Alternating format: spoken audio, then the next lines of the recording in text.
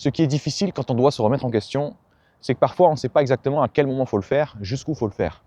Moi, j'utilise une variable en fait que j'ai tout le temps en tête à chaque fois que j'ai un problème, à chaque fois que j'ai, on va dire, que j'ai un échec. C'est combien de fois il faut que je fasse une connerie avant de comprendre que c'est une connerie et que du coup je dois procéder différemment.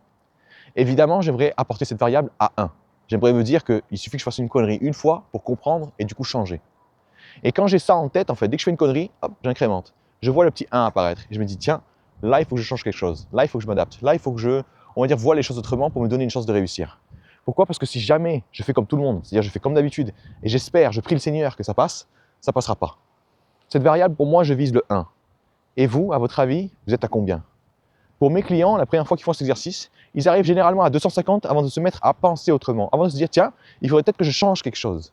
Imaginez ça, devoir faire une erreur plus de 50 fois, plus de 100 fois, plus de 250 fois, avant de comprendre que, merde, c'est une erreur, qu'est-ce que j'attends pour changer? Utilisez cette variable, mettez-la vous en tête, commencez à l'utiliser pour les gens autour de vous, et ensuite rigolez un bon coup.